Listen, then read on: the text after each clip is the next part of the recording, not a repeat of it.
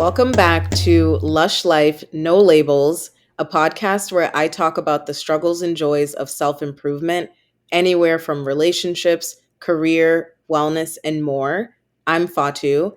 I'm joined by a very special guest today, Kira Shishkin, who is the CEO of Informed, the news concierge service for the age of information overload.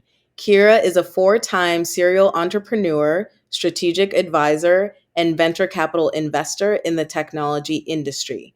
His background spans investment banking, corporate strategy, and private equity investments. His education includes University of Chicago, Booth School of Business, and Stanford. Kira was in the Forbes 30 under 30 as well. So, welcome to this podcast, Kira. Very excited to have you here today. Fato, I'm delighted to be here. Thank you for having me. Of course. So let's start off today with our story of the week, which is just a segment that will lead us into our main topic. Really, the focus of this episode will be around media and the situation of our media landscape. And a few episodes ago, my listeners will remember I did talk a little bit about media and how we can essentially keep up our positivity despite all the negative things that we see in the media. But I want to hear a little bit from you, Kira, around how do you actually view the media that we see? So the ads that we see in the US.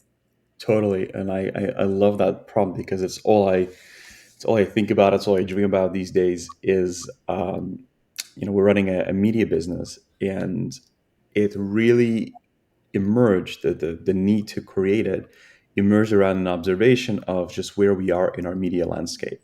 Something around 20 years ago, news got devalued. People stopped with the proliferation of options. Internet made it possible to kind of collect and disseminate knowledge and distribute information very easily.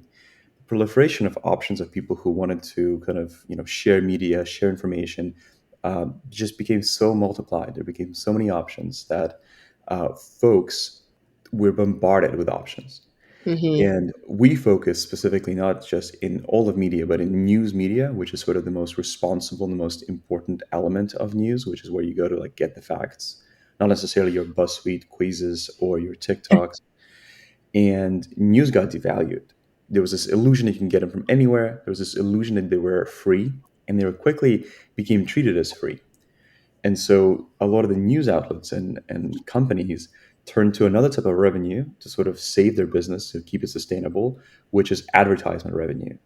And now it might sound like, oh, great, we get free news now. It was one of the worst things to ever happen in the industry because it introduced incentives suddenly into the experience of the reader that were not the same and very often the opposite of what the reader's incentives are. So we may want to go in and just get the facts and read the news, maybe a bit of analysis with the news as well. And then we just want to get out of there. But as advertisers entered the fray, what happened is they started optimizing for different things, for engagement, for how long can we keep your attention in there. I think a good example of that is New York Times. Great journalists, great company, but Mm-hmm. so beholden to their kind of own incentives that are not the readers. When you finish reading an article, they bombard you with another one that you didn't really want. As soon as you're done with that, they say, "Hey, subscribe to this other thing." And also, here's a random image, here's a crossword, here's a puzzle, here's answers to last night's trivia, here's an advertisement. And you're like, whoa, like, I can't tell when I'm reading the article anymore if I'm reading a sponsorship, an advertisement, a piece of bias, a piece of analysis, a piece of actual, just factual reporting. The misalignment of incentives have really caused a devolution of the way media has been treated. And I think we just lost a lot of trust. I don't know a lot of people who trust the news or trust news companies and who still have a non overwhelming experience when they read news. Most folks are just super frustrated. Mm-hmm. Yeah, I'm definitely with you there. I'm one of those people who's super frustrated with the media. And you've touched on so many great things right there. And it's interesting because you called out the New York Times, for example. And that's so true. Even when I go on the app of the New York Times or any of these news sites or their websites, ads everywhere. Everything is about getting the customer to pay for something, getting the customer to click on that next thing. Like you said, they're giving out crossword puzzles, all of these extra things that I'm not looking for. I just want the unbiased media, the facts. But that's not really the way that things work these days. We, as the customer, have now become a source of revenue for them, as opposed to someone who is a reader who's gaining that information and then can make a knowledgeable decision based on what we read. So it's definitely a lot of things going on. And one thing actually I just thought about is a few years ago, the notion of fake news came about. You sort of mentioned the biases that are around the news that we have today, and completely agree there. And then when that sort of concept of fake news came in, I remember a lot of people saying, oh, all news is fake news. Even when the facts were true, people were not believing it. Do you have any thoughts on that concept of fake news? Totally. And I feel like we as humans are just always in this eternal quest of convincing each other of our own worldview. That's kind of the Hmm. main stories Americans like to tell themselves is this conservative, liberal, Republican, Democrat bipolarities. And we obviously don't have to look very far in terms of like CNN kind of on the left side, Fox on the right side. And these are just like two easy to pick on examples. There are many others, many more. Hmm. And they also shift over time. Like CNN has shifted. It's not always been very left. It's not always been center. It's kind of been just moving around. Washington Post used to not be very conservative. And then, since the acquisition and since recent kind of changes and new influences, it's now shifting, not towards Fox News entirely, but it's definitely shifting right of center substantially. So there's a lot of changes that are happening. Yes, I do believe that maybe not all news are fake news. That's just a harsh thing to say. Again, it's not constructive because people then will stop reading the news altogether, and that's not where we want to go as a society. Providers that I really appreciate, it's been able to do this really well, is Associated Press. They're really like some of the best in the game, and they're like pretty center. Maybe they're like a little tiny percent left of center, but they Hmm. are very, very good. I think there is a subtlety between like what do we call news? Like is news an article that talks about an event or is it an article that talks about an event and offers a little bit of interpretation? Now, obviously, it's hard to distinguish because most of the news we read has that element, right? So they may be just talking about here's what happened, but then they include an interview from someone who was on the scene or somebody who's an expert. What the expert says is going to kind of interpret the issue one way or another, and so inadvertently, even if not themselves, the article does sort of sway the reader in a certain direction. Hmm. And so most of the time when we talk about news, we talk about articles that have both the factual kind of here's what happened, but then it also has the element of like here's what we think this means and here's like what we suggest that you think this means. Hmm. Obviously. And so that type of news is always news with interpretation. What Hmm. we do at Informed is we kind of call it reporting, which is we just say what, where, and when, and we stop short of giving any sort of analysis.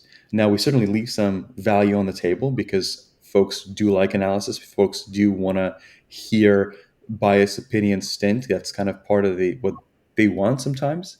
But we Hmm. say, for that, you can just go to the Fox News and the CNN. We want to just give you this base, this fact base, this foundational fact base of the building blocks of your opinion. Yes, that's true. Agree with you on the AP side as well. I really like them because I agree. There's certainly, to me, they just sort of state what happened and then that's it, which is what I think news should be.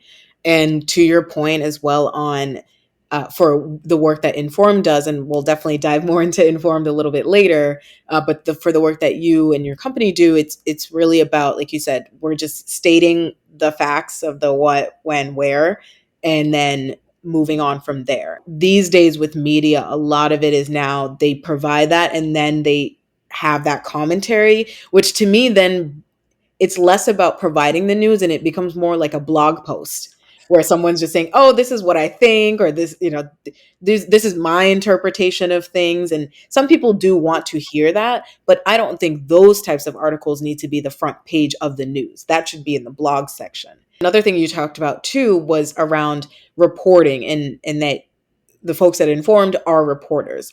Completely agree. I was doing the trial for informed, and it was great. I get it every day.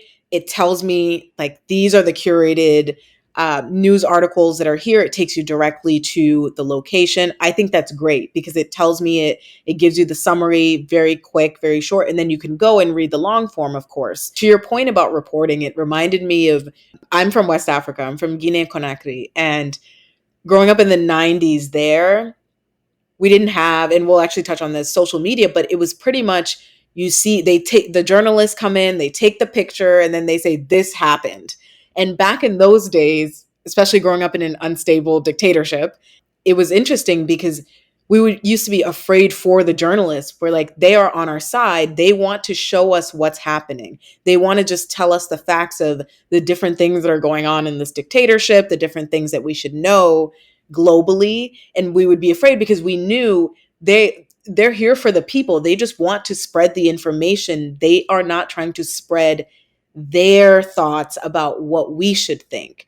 And we've certainly moved away from that. And of course, these days, journalists still do write these news articles, but then they include those additions of the bias. So I love that you said that as well. Aside from the actual news articles that have the biases, I want to talk about what else impacts the news and the media that we see. One of the things that has happened over the last, especially since I was younger, is the rise of social media. Social media is everywhere. But I do think social media has its pros and cons. And one of the pros is that it has the ability to spread news far, right? In the country, outside of the country, everywhere that you can possibly see it.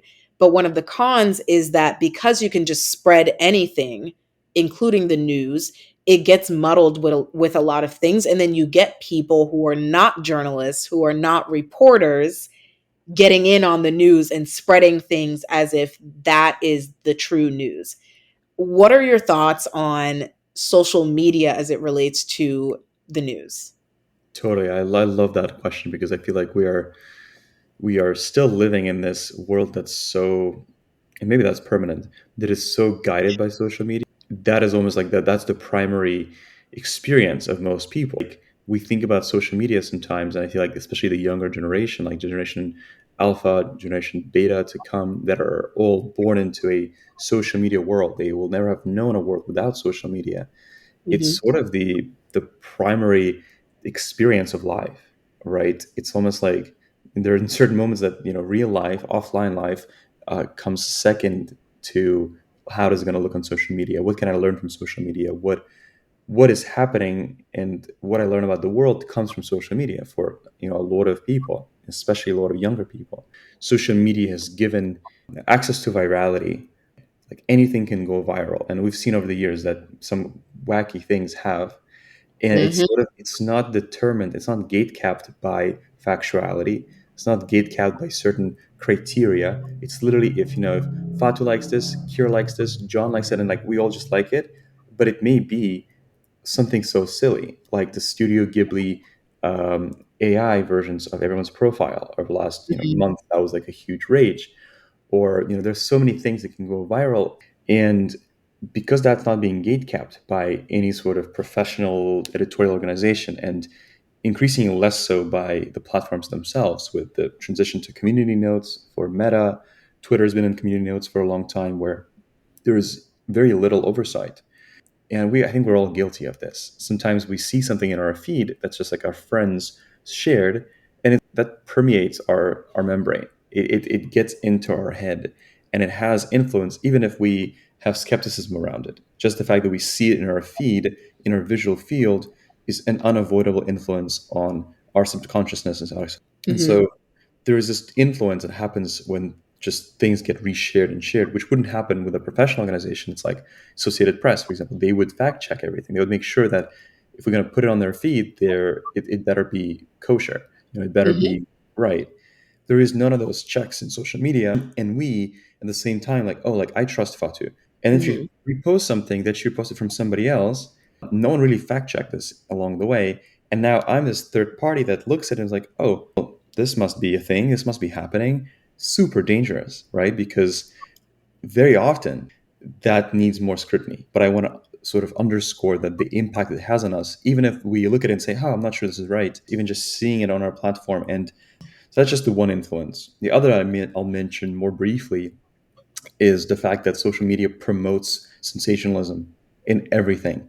Because if you want to be heard, if you want to be seen, if you want to be noticed, everything has to be important. Look at this, look at me, check this out. And that sensationalism is also very dangerous with news because news are meant to be desensationalized. They should be as boring as possible, as boring as they can be, so that Hmm. people focus on the facts and the reality versus, again, sensationalism is a type of spin. It's a type of dramaticizing that is always a perspective. This is terrible. Read this thing, read this article, and that is super dangerous as well. So the sensationalism that's inherent in social media, just its structure and how it gets used.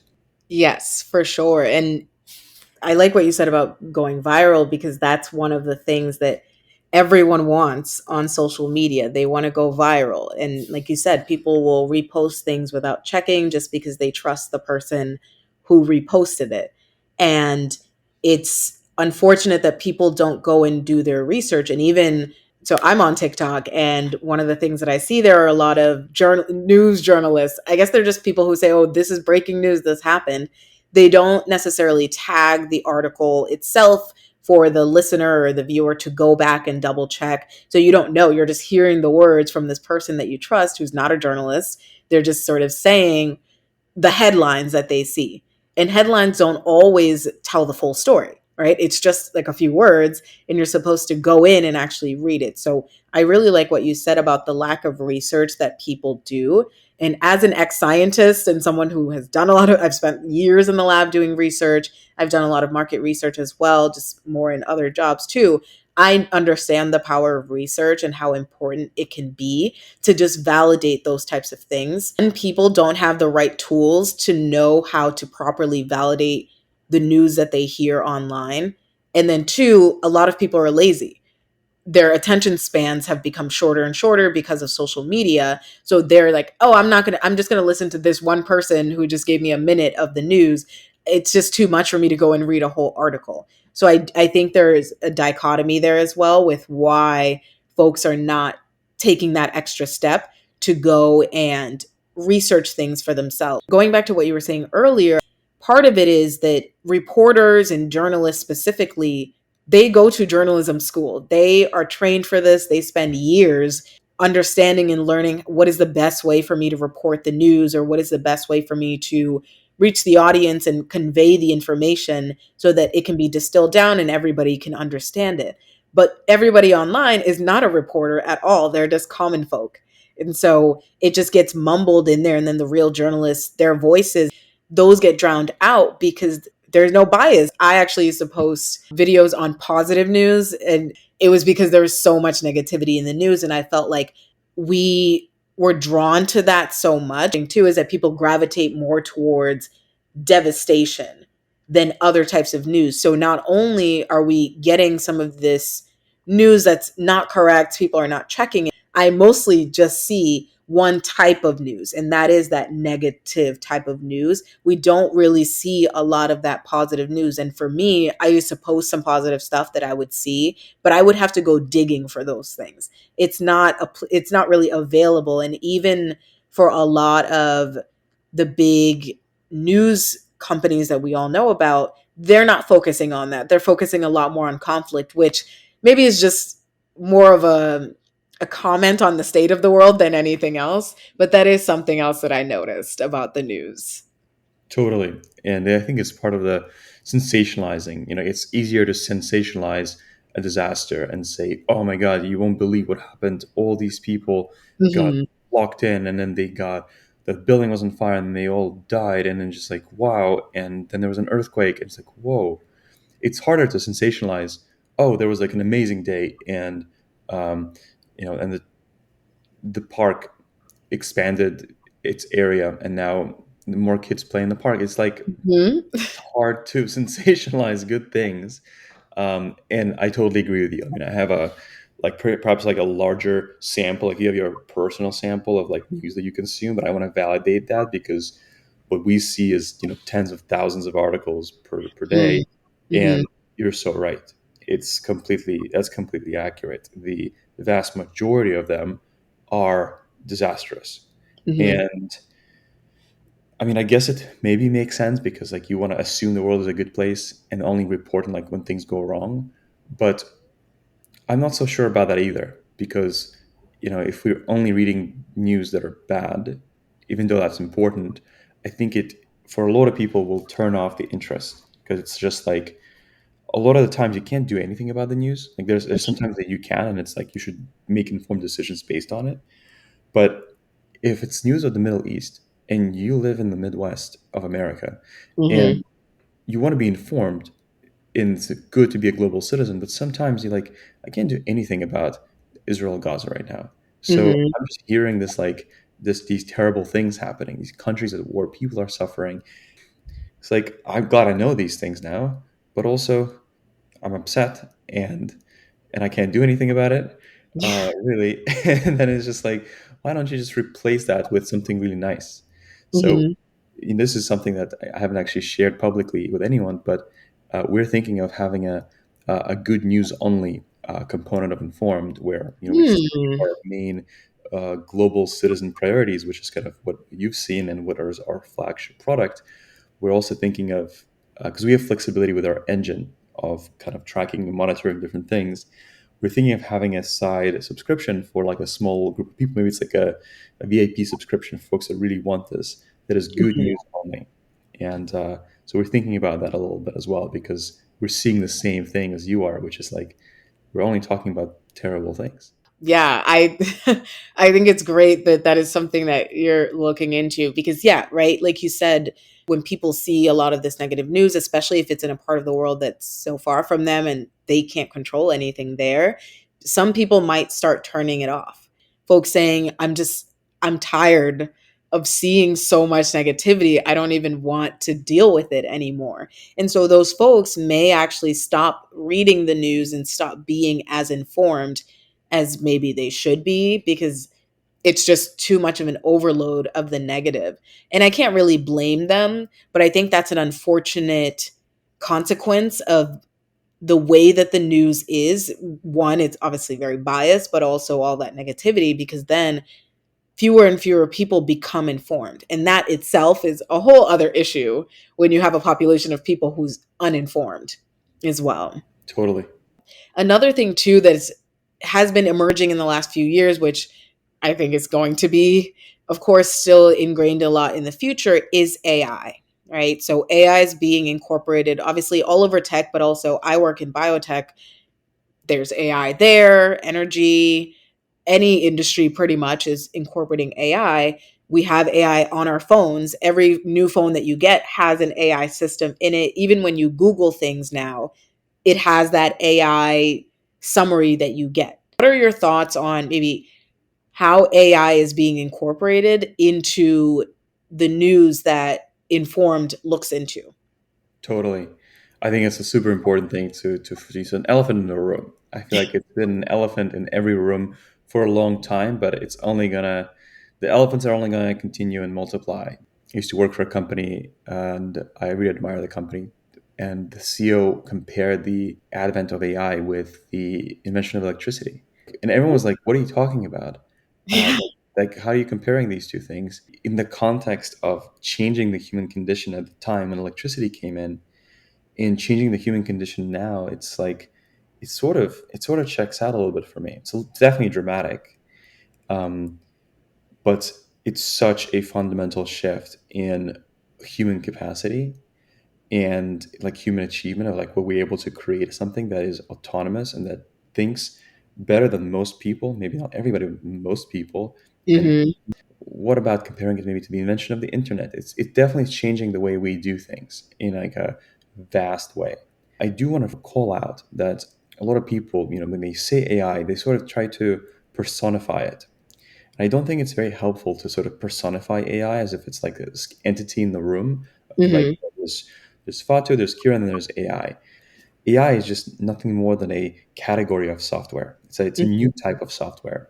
And so we've definitely seen a huge step up in our capacity in terms of our software. And just as with any sort of technological breakthrough, it's just really raising the bar. So there is almost going to be a removal of mediocrity. That's kind of like my prediction is like with AI, no one can really be mediocre anymore. Like or rather, you can't be bad at your job, whatever your job is, whether that's a researcher, whether that's a professor, whether that's a librarian. And then in order to stand out, the bar I think is going to get even higher. If you can use a computer, you should be pretty good at whatever your job is. And now to stand out, you actually have to be like remarkable. You have to leverage AI, but you also have to do it in ways that are, imbuing thinking, introducing thinking that AI is not capable of, which is most of the time awareness. AI is not aware of sort of the full picture of things. In the application towards kind of our world of news media and just overall media curation, it became a lot easier to create noise and to generate content. And a lot of people are jumping on that first thing. There's like, oh my God, I don't have to write my own posts anymore. Oh, wait, I don't have to think as much. I can just use AI to write this article, to write this blog, to write this thing. And people are clicking those generate buttons. And the share of synthetic content is growing rapidly. And I don't see any signs of it slowing down. It's getting to a place where most of our feeds and most of our sort of content are going to be either AI enabled, but still human written, or fully end to end AI written. It's going to have a lot of content, a lot of thinking, and I think it's going to really flood a lot of channels, more so than today, much more. And that's where the other use case of AI is going to also emerge, which is the AI that helps you see through the noise Hmm. and pick out the things that actually matter. And that's obviously how we, as Informed in our company, use AI. Is we actually try to reverse the damage from all this synthetically generated content, all this blown out verbosity, and try to actually bring it back and condense into what are the things that matter the most. Hmm. Um, so I think there's going to be this battle of different use cases of creating content and then reducing that content, and we know the side we're going to play on. That's great. And I'm glad that you sort of said that because, yeah, right, we have this rise of AI, but there's going to be that counter. And I actually read an article that talked about how many college students these days are using AI for everything. They're using AI for their essays, they're using AI for literally anything that they're doing, and how that essentially takes away from their ability to become critical thinkers. For the younger generation, you sort of talked about how social media obviously is impacting the way that they view the news and how they're interpreting the things that they see online. But even with this AI and the use of AI for them is certainly going to block that way of critical thinking. But I wonder too if people are relying on it as not seeing it as a tool, but seeing it as another person sort of there to help them, I think that will impact the way they critically think. So then you end up getting worker bees or worker drones because maybe I know how to type in something to ChatGPT to help me with this presentation I have to do for work. But if I had to actually talk about that presentation myself, I may not have the capability to critically think about that and to be able to have a nuanced conversation because I just relied on AI. So I think there's a fascinating thing going on right now with both that younger generation that's going to be in the workforce and also people in the workforce. So I like what you said about the fact that AI is a tool and you can use it either way. You can use it in the way that we see it now and people relying on it heavily in ways that probably aren't great, but also you can use it in the way that Informed uses it to suss out all of that noise and to cancel the noise so that you can make sure you have this unbiased result as well. So I think there are so many things that AI is capable of, and we're yet to see probably a lot of those too. But it's interesting to see how there's this emerging side to it. as well, for the side that you're on, and also this other side that we're seeing already some negative consequences to. Totally. I feel like we've been here before with the internet. I feel like when the internet became accessible, Hmm. to a lot of people in middle schools and high schools, people were like, "Oh, I can just use all these, what are these, like, old websites? Chegg, maybe?" Like, there were all these Oh, websites. yes, I remember that, Chegg, yeah, and then you Yeah, could go and ask the question on your math homework or something, yeah, and then yeah. someone yeah, I remember that. We've been here before. There was all these tools. Chegg was just probably one of them, but Mhm, there were tons where you could, like, it things. The homework just got a lot easier. mhm, Homework got a lot easier very quickly, and there was all the same talk of like, oh, should we like limit internet access to students because then they're not thinking for themselves. And now that sounds like a little silly because we're like, no, every single kid should be really proficient because this is a part of our reality that we all need to be really on top of. And so I think it comes down to training. Like, it's to mindfulness around use, mindfulness around training, because if we just drop a superpower tool on a bunch of innocent, unassuming kids, it will probably lead to a slowing in development. I think organically, naturally, on their own, people will probably resort to laziness and say like, why wouldn't I just my whole essay? I'll chat GPT it. Um, mhm, but we've been here before when it could just the previous generation of like getting access to the internet where a bunch of answers were online. You could ask questions and they were just online. And there were ways that were less sophisticated, but at the time they were pretty good to like get your homework done easy, get your homework done the cheap way, and everything's fine.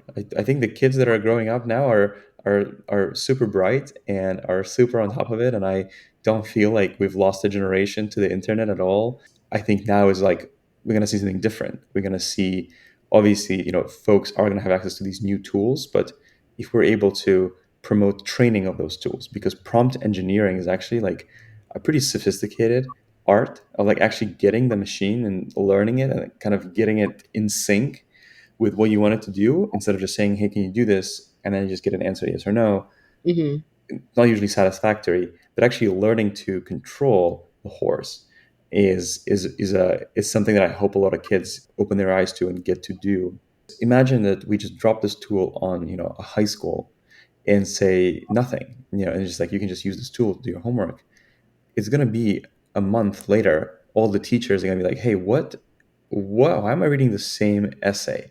Or like, Mhm. why the bar is going to be raised because like, well, quickly enough, people are going to catch on to, okay, well, this is the new standard. And if you want to get an A, you need to go above the standard of ChatGPT generated essay. And because everyone's doing this.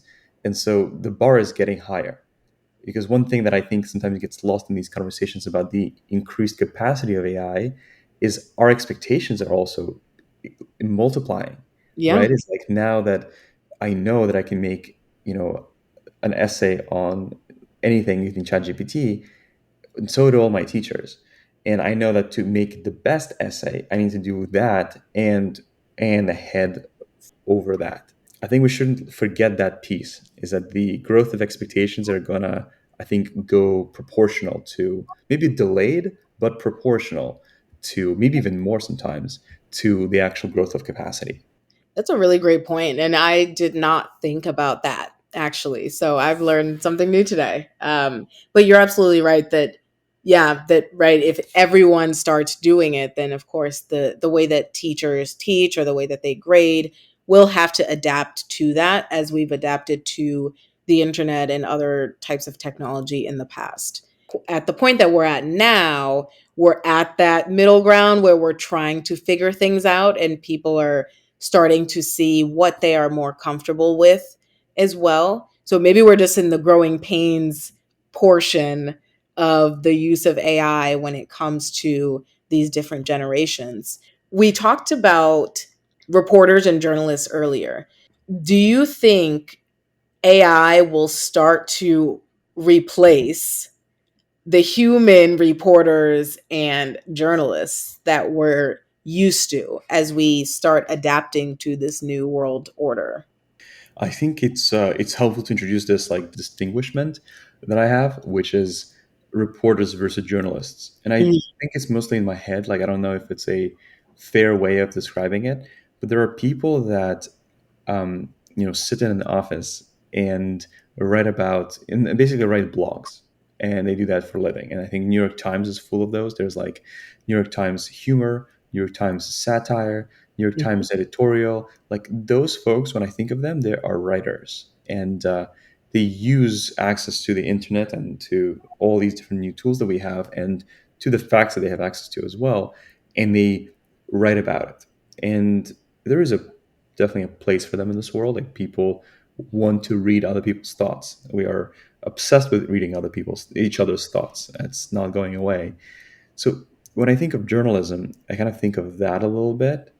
I think of the writer archetype, Mhm. but then there is the reporter, and the reporter is someone who's actually on the ground in Afghanistan right now, talking to the women that are being oppressed in unbelievable ways in Mhm. Afghanistan. To this, it's unbelievable to this day by the Taliban.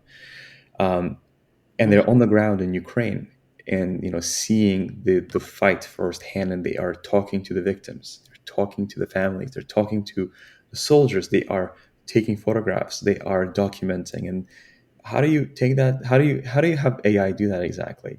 Mhm. Maybe eventually, maybe after what we've seen the last few years, I'm not ruling anything out anymore.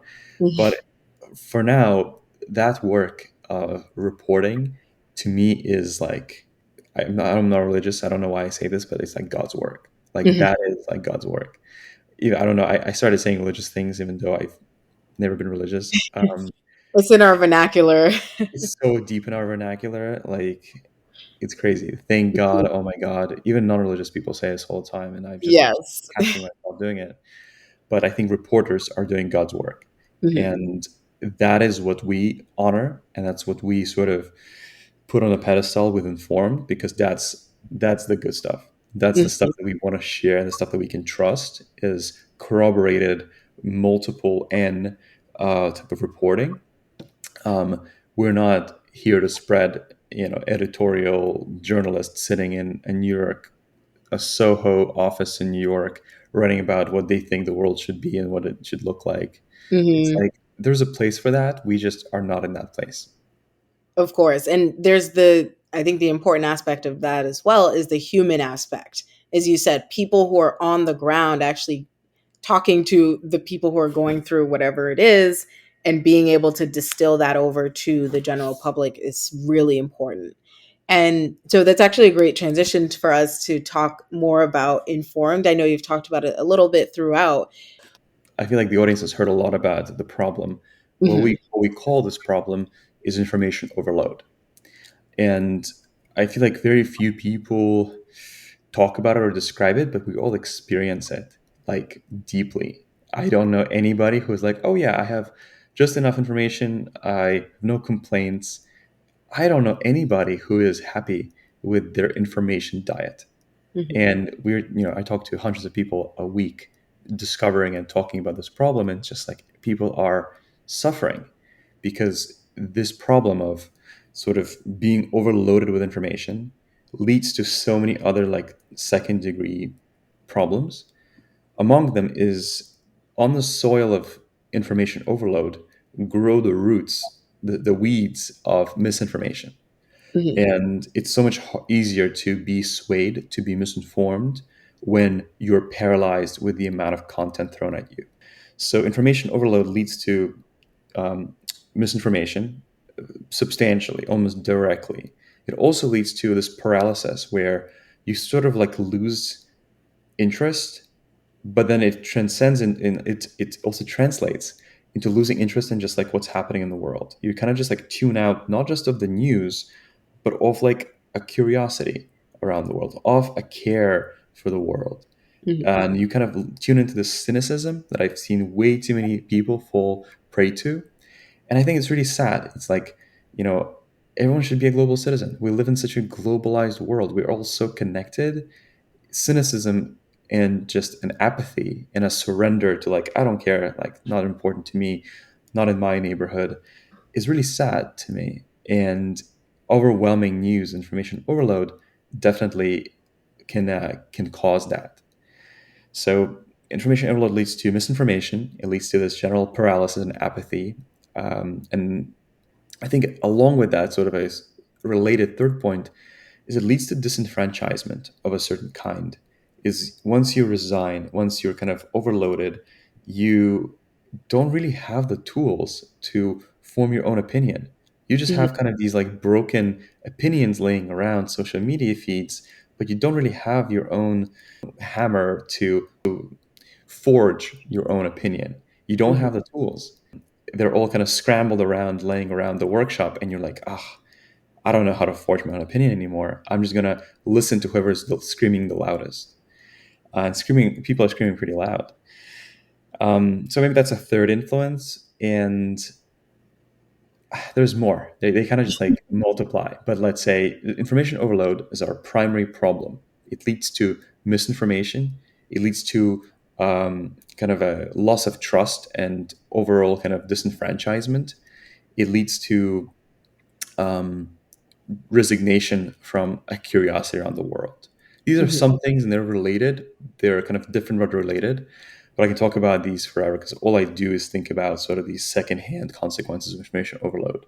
This Mhm. is above all the problem that we solve for people is we are a news concierge for the age of information overload. We have such a proliferation of information and of content and of noise that we just feel we observe a need to curate and to tune out that noise so we can give people the clarity and the confidence of being informed. Great. And so, with that information overload and all of the other issues that you mentioned, how do you determine what sources you link to? We sort of simulate readership. We have, a mix of technology and humans, which is like kind of our secret sauce as we use both technology and the human touch to make any sort of decisions.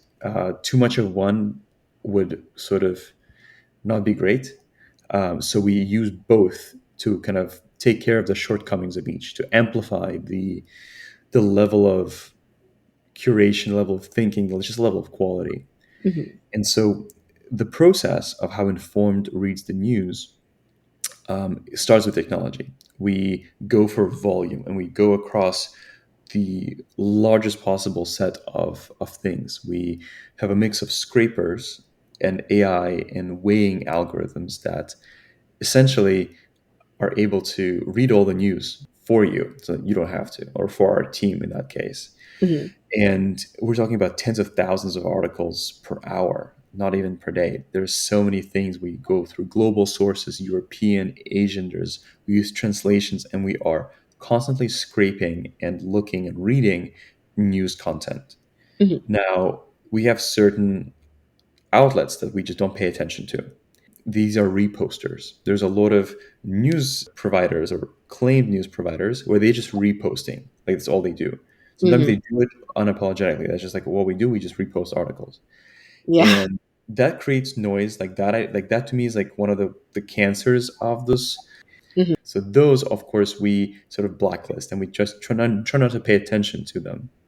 The others is the clearly stated bias ones. So there is like a Christian news organization that has this very particular Christian conservative spin on everything. They're far from impartial. They have their own sort of views on abortion, on family, on conservative kind of values. And there's a Mhm. market for those people, and they should exist in the free world, in the free speech world. But we don't get our news there. And Mhm. we don't source from clearly kind of articulated bias places. And frankly, CNN and Fox News sometimes edge into those buckets where we have never, I don't think, sourced from Fox News, for example. Mhm. We've benchmarked to CNN a few moments, but these even are too biased for us. So we have sort of our list of preferences that we're continuously refining and sort of curating who we sort of listen to. And then we are continuously refining that list. And it also can sometimes depend on the article. Sometimes articles can be biased in a non biased reputational source. Mhm. there is no sort of set in stone rules. It's all done by people. So we read sort of all the news in the world using our technology, and we summarize it and we weigh it and we determine significance based on frequency of mentions, the impact to the human condition, and the impact to the markets, like things that matter the most. If something Mhm. happened in Burkina Faso and like 10 people died, it's terrible. But if something much larger happened in Nigeria right now, and these are clearly being differently marked based on the impact to human condition, impact to markets, and obviously the frequency of mentions, which is often one of the markers of like people care about this stuff. We are always going to report the most important stuff. We're always going to report the things that matter the most because, if you've seen our format, we're very, very sort of judicious with what we put in there because Mhm. we have 5 bullets, 6 bullets, 8 bullets sometimes. We better give you the stuff that you need to know, not something extraneous or something that's unnecessary. We need to give you the most essential things. Mhm. So, in the last part of this process, we have the human element and the human touch that come in. We have an editorial team that looks at the outputs of our engine and says, hey, is this correct? Is this bias? Is there errors? Is there something like being overweight here? And we include that touch because when you combine, when you only have the AI, we're actually not there as an industry to have end-to-end reasoning AI. We're just far from it. We're Mhm. getting there. We are far from it. Also, having an all human team is super inefficient. Imagine telling your humans to read 10,000 articles in this hour. That It's a would take human a long time. a human rights violation. Yeah. It's it's not gonna be very efficient. And we combine the judgment and the awareness of the human and the kind of the genius of the human still with the capacity and the increased coverage of technology. And also I should mention this because it's kind of important.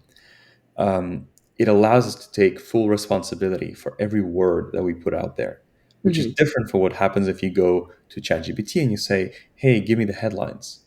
Research shows that when you ask ChatGPT for the headlines, 80% of the time it's inaccurate.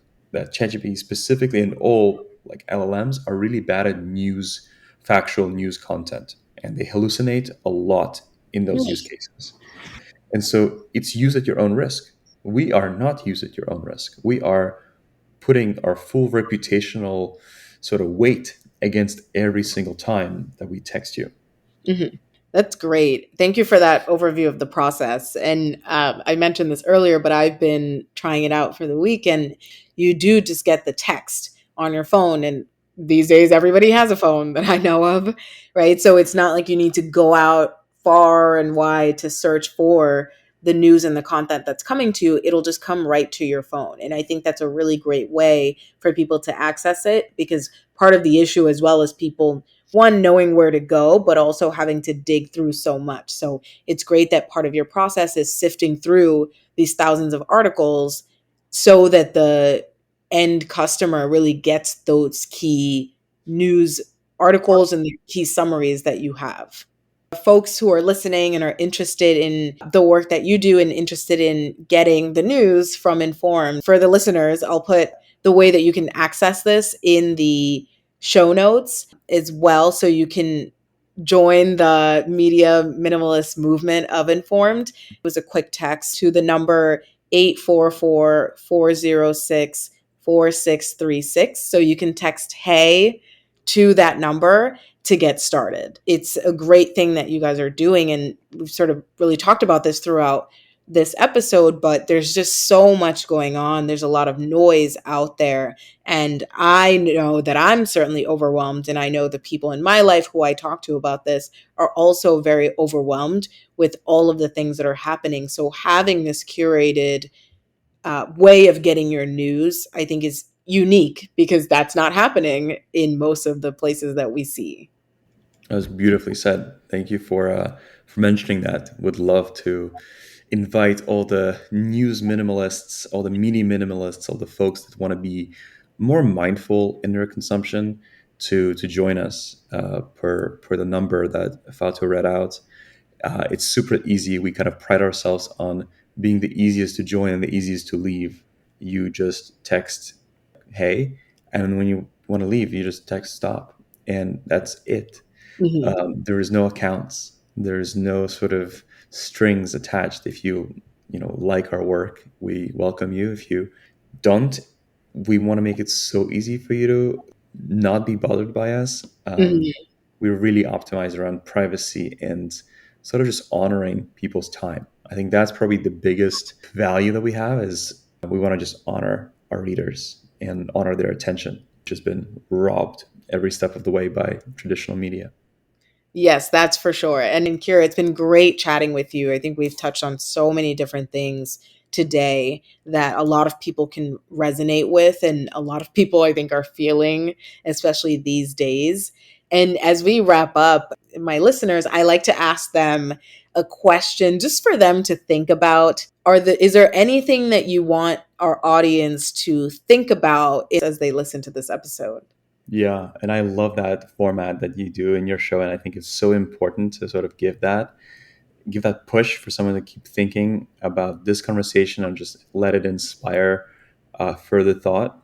The question for me, actually, it's something I think about all the time, and it was the impetus that started and formed. What are the areas in your life where your attention is being hijacked, and how can you reclaim that attention back? Because that attention, your attention, is your sacred resource. It's the life force that makes your dreams possible. So it makes your life sort of, it's the living force of your life. It's your attention. You can move mountains with it, or you can build. You can do anything if you can just put your mind to it.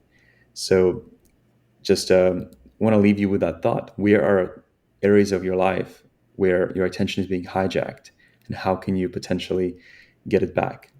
That's a great question. I need to ask myself that too. So I will be one of the people who's certainly thinking about that as well. So that actually wraps up our episode for today. Thank you, Kira, for joining me on this episode. And folks who are listening, we will have the contact for Informed. We'll have the number that you can text to get onto the company here. So you'll have all of the information that you need. But thank you again for being our special guest for today. And for listeners, thank you again for listening to another episode of Lush Life No Labels. Cheers to your lush life and see you later. Bye bye. Bye.